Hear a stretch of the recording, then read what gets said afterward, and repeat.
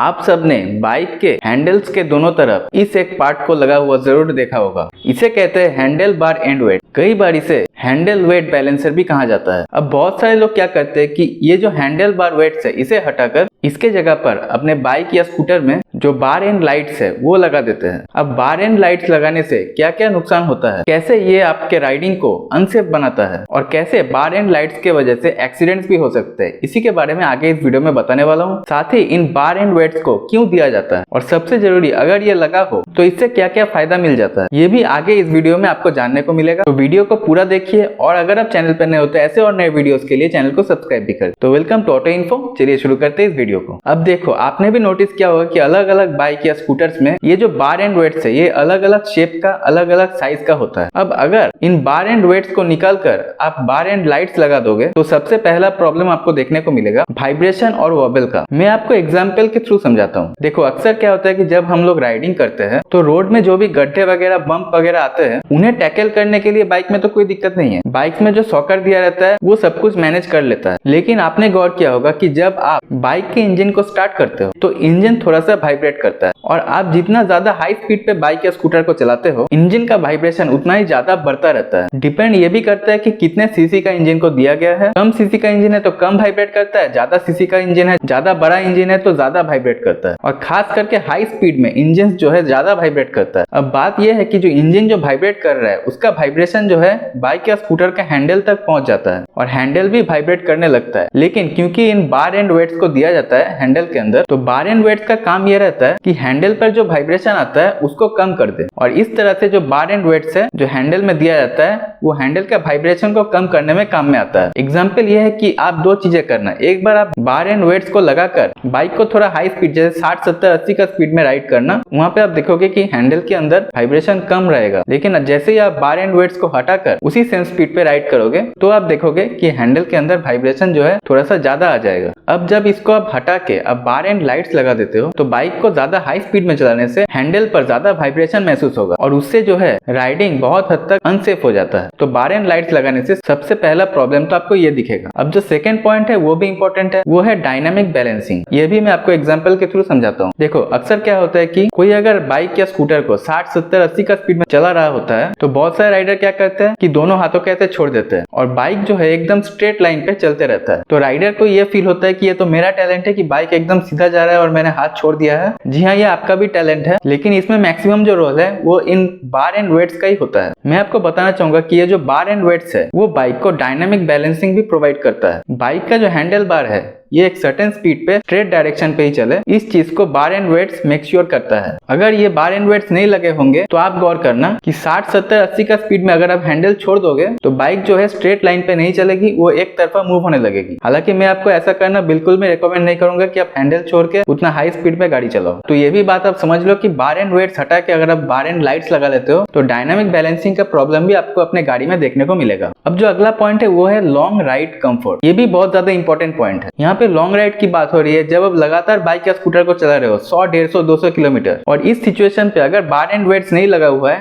तो इसमें आपको क्या होगा कि ज्यादा थकान महसूस होगा गाड़ी चलाने में। आपका जो हाथ वगैरह है वो सब ज्यादा दर्द होने लगेगा। क्यों होने लगेगा? क्योंकि गाड़ी का हैंडल में ज्यादा वाइब्रेशन आएगा और वाइब्रेशन के वजह से ही आपका जो थकान है, गाड़ी चलाने का जो थकान है वो ज्यादा महसूस होगा आपको। तो बार एंड वेट्स को हटाकर लाइट्स अगर लगाओगे तो ये प्रॉब्लम भी आपको देखने को मिलेगा। नेक्स्ट पॉइंट है फॉल प्रिवेंशन। ये भी काफी ज्यादा इंपॉर्टेंट पॉइंट है। मैं आपको बताना चाहूंगा कि कई बार जब बाइक या स्कूटर नीचे गिर जाती है तो डिपेंड करता है कि किस सिचुएशन पर गिरी है, लेकिन कुछ सिचुएशन में ये जो हमारा बार एंड वेट्स है अगर हमारी बाइक गिर गई है तो वहाँ पे बॉडी में स्क्रैच लगने से भी बचाता है। कई बार ये भी हो जाता है कि जब बाइक गिरती है तो क्योंकि जमीन पे डायरेक्ट बाइक का कांटेक्ट नहीं होता है, जमीन से सबसे पहला कांटेक्ट जो है बार एंड वेट्स का ही होता है। तो ये अगर ओरिजिनल वाला लगा होगा तो बहुत हद तक ये जो बार एंड वेट्स है ये हमारा बाइक या स्कूटर का जो हैंडल बार है उनको बेंड होने से भी रोकता है। और यहाँ पे अगर बार एंड लाइट्स अगर आप लगा दोगे तो क्योंकि वो हल्का होता है और इजीली टूट जाता है तो इसके वजह से इम्पैक्ट बहुत ज्यादा होता है, तो इसीलिए हैंडल वगैरह जो है बेंड होने का खतरा भी बढ़ जाता है। तो फॉल प्रिवेंशन का फैसिलिटी भी आपको हैंडल बार वेट से मिल जाता है। अब जो अगला पॉइंट है वो है इलेक्ट्रिकल प्रॉब्लम। अब क्योंकि जो बार एंड लाइट्स है उनको पावर का जरूरत होता है और पावर आता है बाइक या स्कूटर में लगा हुआ बैटरी से। कई बार बार जब अगर कट ऑफ स्विच वगैरह नहीं लगा रहता है तो जो बार एंड लाइट्स है वो लगातार जलते ही रहते हैं। और यहाँ पे बाइक या स्कूटर में इसलिए बैटरी का इशू भी देखने को मिल सकता है। खास करके जो BS6 फेज 1 गाड़ी अभी आ रही है और 1 अप्रैल से जो BS6 फेज 2 गाड़ियां आएंगी, खास करके उन गाड़ियों में आपको बैटरी रिलेटेड इश्यूज भी देखने को मिल सकता है अगर आप बार एंड लाइट अपने गाड़ी में लगाओगे। अब कुछ इंपॉर्टेंट पॉइंट्स के बारे में बात कर लेते हैं। मोस्टली आप स्कूटर्स में देखोगे कि बार एंड वेट जो है वो नहीं दिया हुआ रहता है। अब स्कूटर्स में बार एंड वेट जो है कभी कभी नहीं दिया हुआ रहता है क्योंकि स्कूटर का जो इंजन है वो पीछे की तरफ रहता है, तो मोस्टली जो इंजन का वाइब्रेशन है वो स्कूटर का हैंडल तक नहीं आता है, इसीलिए कभी कभी स्कूटर्स में